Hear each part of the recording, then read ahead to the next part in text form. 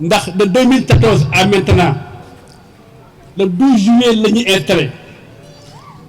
dans 10 jours ça va faire 7 ans plein 7 ans plein may sant yàlla j'ai dirigé toutes les réunions de conseil municipal sauf benn du dara boo gisee may wax loolu mais je suis un maire qui va au front yëf yi boo jiitoo da ngay ñeme dem jàkkaarloo ak say morom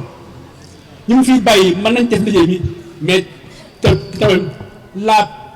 personne morale sa présence est indispensable bilan bi li Adama Deme bu wax loolu dëgg la ça c'est un bilan palpable gis nañ 60 classes mais dafa am loo xam ne kenn mënutul mesurer te dafa am solo mooy nos rapports avec les partenaires nous avons tout fait pour donner confiance aux partenaires bi ci jiitu mooy plan Sénégal ñun bi ñu ñëw fii en 2014 dañ fekk plan rompre ces nations ak Nioro ñu ciy dox di ci liggéey ba plan ñëwaat tous les bailleurs qui viennent à Nioro et qui trouvent le maire sur place seen xel day dal sur le plan international sur Sénégal yëpp à peine 15 maires ci 15 mairies ñoo fi nekk membre de l'association internationale des maires francophones tey dans cette association Nioro joue son premier rôle.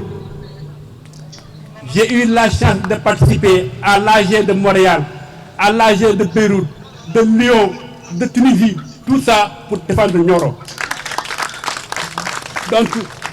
sur le plan international, Nioro dafa am benn gis-gis. D'ailleurs, le projet de la TCI, financé par Bill Gates, la fondation Bill Gates, en Afrique de l'Ouest, le Sénégal est champion grâce à la commune de Nioro. Madame Diène bi fi newoon gi sotti na li mu commencé day am station Shell ak les chambres de passage lépp daf fi am projet yi bëri nañ yenn yàlla may ñu fekkee lépp. waaw loolu dafa am benn programme boo xam ne Banque mondiale moo ko financé moom la ñuy wax PACASEN le programme d'appui aux communes et administration du Sénégal ñun ci bu ñu fi yàlla bàyyee 2022 ci budget PACASEN bi dañ ci prévoir 50 millions pour marché bi ak 50 millions pour le stade. waaw loolu sant yàlla ndax li doon a métti mooy ñu démarré tey démarré nañ ba nga xam ne li mu pare dañu ne ndax ñoom dañu ñëw fii avant les pare loolu décision état la du décision maire du décision préfet mais ñun dox nañ ci li ñu ci war dox bind leen ne pare na donc le dernier mot revient à l'état te incha allah am nañ ci yaakaar ne balay élection yi au moins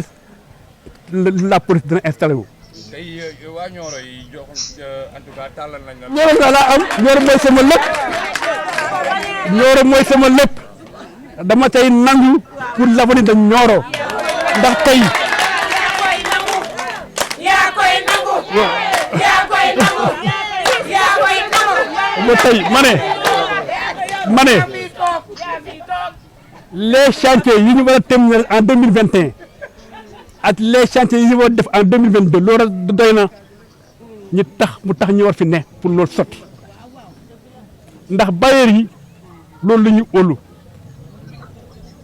am na ñoo xam ne tey dama recevoir sama bureau mu nekk ay bailleurs de fonds mais dañuy am mbégte bu ñu ñëwee festival bu toog loolu dafa am solo. résultat satisfaisant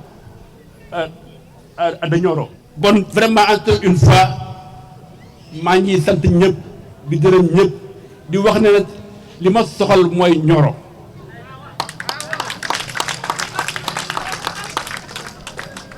dañ toll foo xam ne nag yëf yi dafa laaj suivi loolu laa amoon lu ma ci wax leen sant di leen gërëm xëy na dinaa ñëwaat bala ñuy tëj waxtaan bi wasalaam